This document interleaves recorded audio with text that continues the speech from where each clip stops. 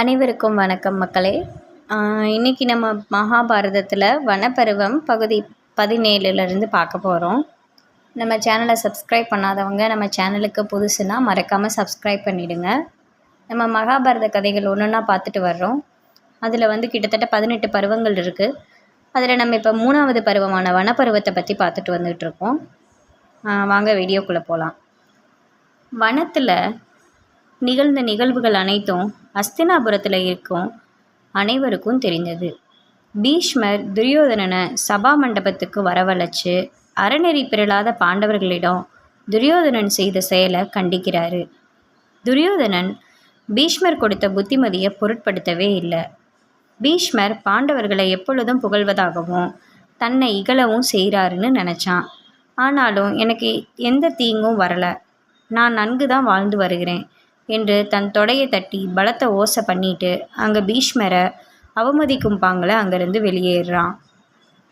துரியோதனன் கர்ணனிடம் யுதிஷ்டிரன் நடத்திய ராஜசூய யஜ்ஞத்தை பார்த்த நாள் முதல் அத்தகைய வேள்வி ஒன்றை தானும் நடத்தி மாமன்னன் என்ற உயர்ந்த பதவியை அடையணுன்ற ஆசை இருக்குது என்று தன்னுடைய எண்ணத்தை தெரிவிக்கிறான். அதுக்கு கர்ணன் அவனுடைய ஆசையை முற்றிலும் ஆமோதித்து ராஜசூய யஜ்ஞம் நடத்துவதற்கு முதல்ல இந்த உலகத்தில் இருக்கிற மன்னர்கள் அனைவருடைய அனுமதியையும் பெற வேண்டும். தான் இந்த நில உலக சுற்றி வந்து அனைத்து மன்னர்களோட அனுமதியையும் பெற்று யஜ்ஞம் நடத்தி உனக்குரிய உயர்ந்த அந்த பதவியை பெற்று தருகிறேன். நான் இந்த நில உலக சுற்றி வருவதற்குள்ள நீ யஜ்ஞம் நடத்த ஏற்பாடு செய்வாயாகன்னு சொல்கிறான். ராஜசூய யஜ்ஞம் நடத்துவதற்கு புரோகிதர்களிடம் அபிப்பிராயம் கேட்க வராங்க. புரோகிதர்கள் இதுக்கு சம்மதம் கொடுக்கல.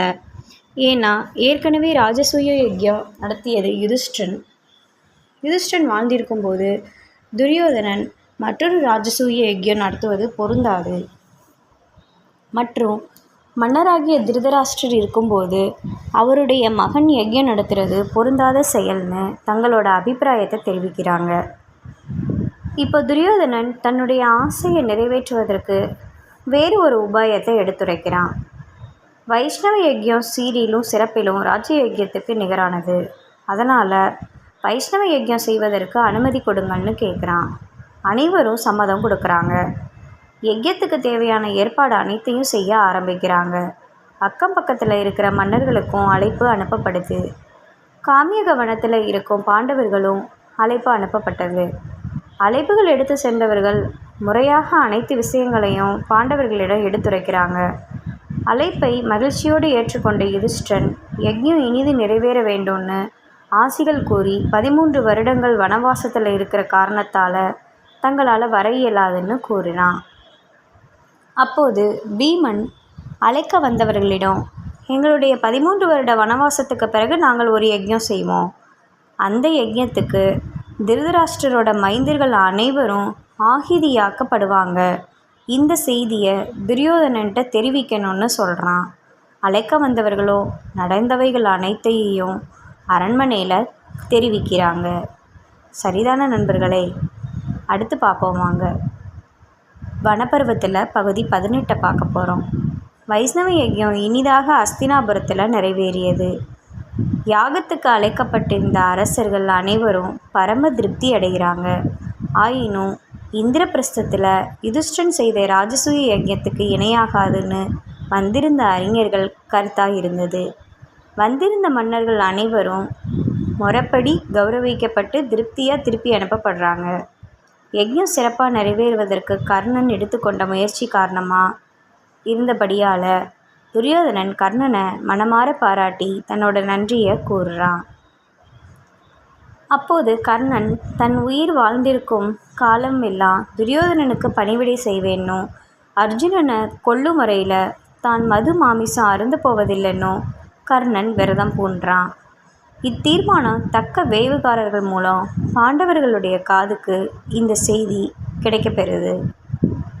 கர்ணன் மற்றொரு பாராட்டுதலுக்குரிய விரதம் எடுத்துக்கொண்டான். தன்னிடத்தில் இருப்பவற்றை யார் தானமாக கேட்டாலும் அது அவங்களுக்கு அந்த கணமே நான் கொடுத்து விடுவேன்னு அப்பொழுது அவன் எடுத்துக்கொண்ட விரதம் அதுவாக இருந்தது. அன்றைக்கும் இன்றைக்கும் என்றைக்கும் அவன் கொண்டிருந்த இந்த விரதம்தான் கர்ணன் சிரஞ்சீவியாக இருப்பதற்கு காரணமாகும். துர்வாச மகரிஷி அஸ்தினாபுரத்தில் துரியோதனனை சந்திக்க வர்றாரு. இந்த மகரிஷி பல ஆண்டுகளுக்கு முன்பு பாண்டவர்களோட தாயாகிய குந்தி தேவி சிறுமியாக இருந்தபோது நான் விரும்பியதை தேவதையை தன்னிடத்தில் ஆவாகனம் பண்ணி கொள்ளும் சக்தி வாய்ந்த மந்திரத்தை உபதேசித்திருந்தார். இந்த மகரிஷி 10,000 சிஷ்யர்களோட அஸ்தினாபுரத்துக்கு துரியோதனனோட விருந்தோம்பலை எதிர்பார்த்து நிற்கிறாரு. முன்கோபமே வடிவெடுத்த முனிவரை திருப்திப்படுத்த துரியோதனன் விரும்புகிறான். அவரை திருப்திப்படுத்தவே இல்லை என்றால் அவர் கோபித்து கொண்டு யாரையும் சாபம் வல்லமை அவரிடம் இருந்தது. அவரிடம் இருக்கும் தெய்வீகத்தன்மையை துரியோதனன் நன்கு அறிந்திருந்தான். அதனால் ரொம்ப ஜாக்கிரதையாக பக்தி பூர்வமாக துரியோதனன் அவருக்கு பணிவிட பண்ணான். துரியோதனன் புரிந்த பணிவிடைக்கு துர்வாச மகரிஷி பரம திருப்தி அடைகிறாரு. அவனுக்கு வேண்டிய வரத்தை கேட்கலான்னு துரியோதனன்ட்ட அவர் மகிழ்வோடு கேட்டார்.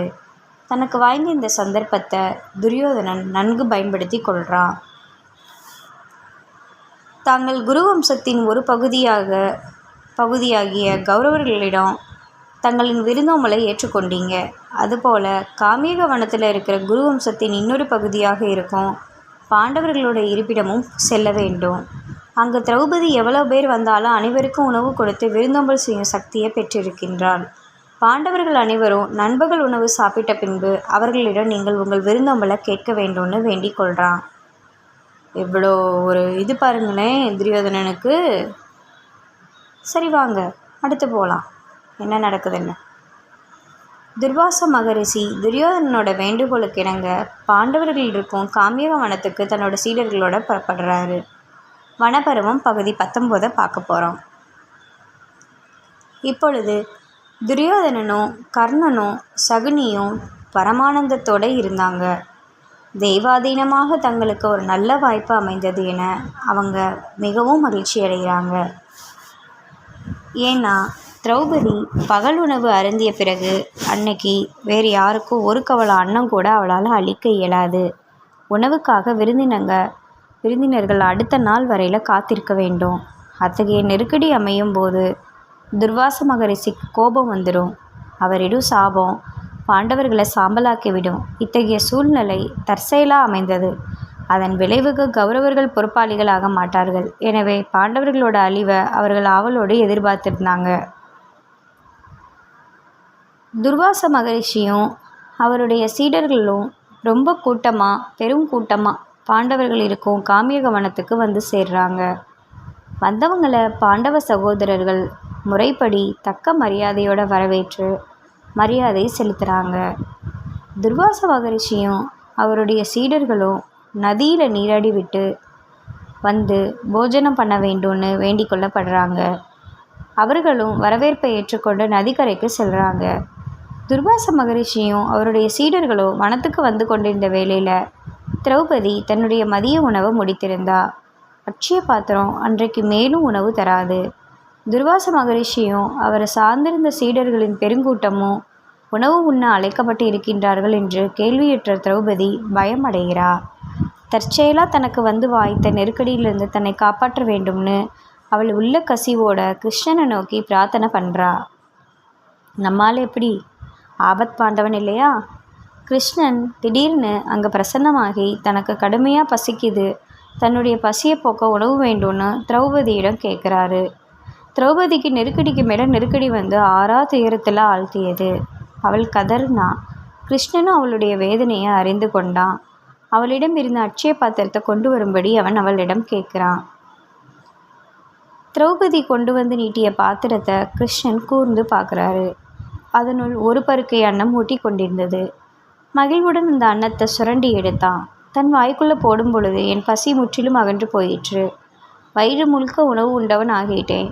மேற்கொண்டு ஒரு கவலை உணவு கூட என்னால் சாப்பிட இயலாது என்று கிருஷ்ணன் கூறியதோ துர்வாச மகரிஷிக்கும் பெருங்கூட்டமாக வந்த அவரோட சீடர்களுக்கும் நூதனமான அனுபவம் ஒன்றே பெற்றனர். அவங்க எல்லாருக்கும் பசி பறந்தோடி விட்டது. மேற்கொண்டு சாப்பிடுவது அவர்களுக்கு சாத்தியப்படாது. அதாவது கிருஷ்ண பரமாத்மா அந்த ஒரு பருக்க சோறை சாப்பிட்டவும் அந்த பெருங்கூட்டமும் துர்வாச மகரிஷியும் சாப்பிட்டு முடிச்ச திருப்தி அவங்களுக்கு கிடச்சிருச்சான். அதாங்க கடவுள் இருக்காருன்றதுக்கு சாட்சி. அடுத்து பார்க்கலாம் வாங்க. வனப்பருவத்தில் பகுதி 20 என்ன சொல்கிறாங்கன்னு பார்க்கலாம். யுதிஷ்டனோட இருப்பிடத்துக்கு சென்றால் தங்களுக்கு மேலும் உணவு அளிப்பாங்க. அதிகமான உணவு சாப்பிட்ட அனுபவத்தை பெற்றபடியால் அங்கு உணவு அருந்த இயலாது. அதனால் அனைவரும் ஆலோசனை செய்கிறாங்க.